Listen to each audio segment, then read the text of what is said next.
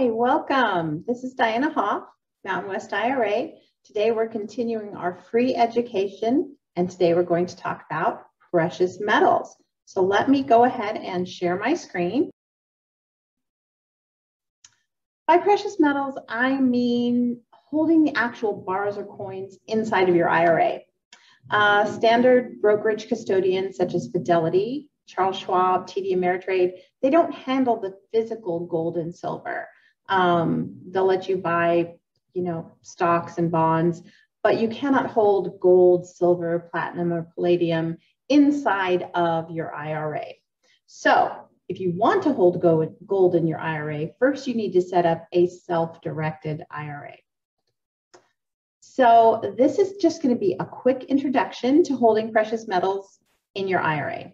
We have more in-depth webinars coming soon. And of course, if you would like to talk about your individual scenario, please feel free to call us anytime for more information, a free consultation, or even particular questions that you may have. You can also like, share, and be sure to subscribe to get notifications of upcoming free networking and educational events.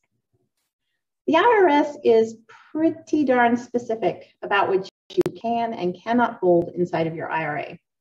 The dealer that you work with should understand which coins can be held in your IRA, or if you want, we can send them a list. But let's talk about what you can hold. The IRS only allows certain types of precious metals inside of your IRA. So here are some examples. You can hold gold, silver, platinum, and palladium. And you can see that the IRS has some minimum fineness requirements. Again, for a complete list, check out our website, or you can email us and we'll send that list directly to you. So now, let's talk about the steps that you need to follow to own precious metals in your IRA. Obviously, the first steps to buy precious metals inside of your IRA is you do need to have a self-directed IRA. Now, IRAs can be self-directed no matter what flavor they are. So if you have a traditional, a SEP, a simple, or even a Roth, you can do precious metals inside of those as long as your custodian allows for self-directed IRAs. So once you open your account, you're going to fund your IRA. Now this can be done with a transfer from a like account. So if you have a brokerage account somewhere and you want to take some of those funds and actually put them in gold and silver, you can do a partial transfer, direct custodian to custodian transfer, IRA to IRA, or Roth to Roth. Now, if you have a 401k and you want to move some money over, 401k, 403b, pension plan, some sort of employer plan, at that point, you're going to do a rollover.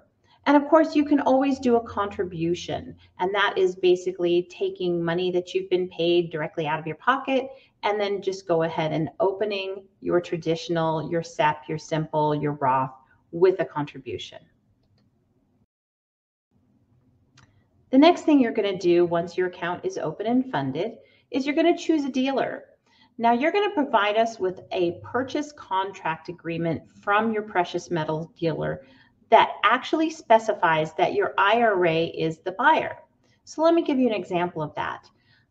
If you're with us and you have a precious metals traditional IRA, the owner isn't going to be John Smith.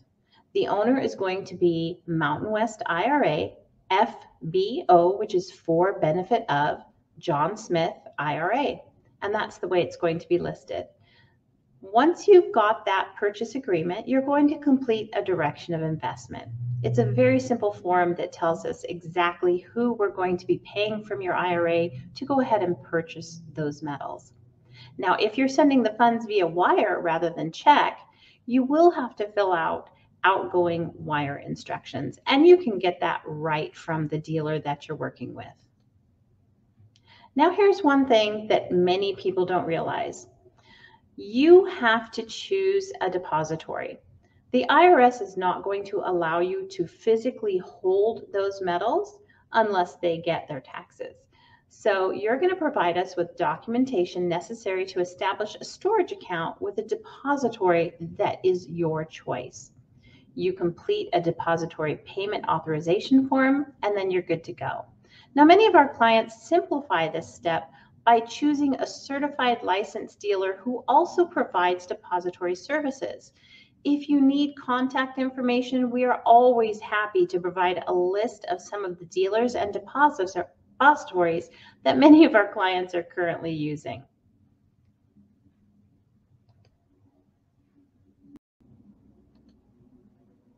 Okay, let's talk due diligence. This is actually really important.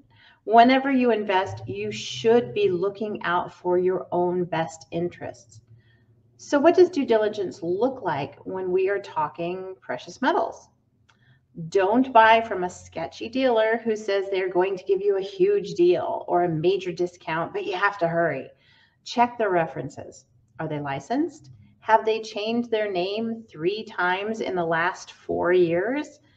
Don't listen to people who are going to sell you collector or special versions of acceptable coins at a huge markup, because when you sell it, it will make so much more money than what the going price is for that metal. I've heard that before. People have told us that, and I always tell them to go back. Do your homework. Know the going price per ounce. You can look that up live online all day long. Remember to always do your due diligence, because at the end of the day, the buck stops or grows with you.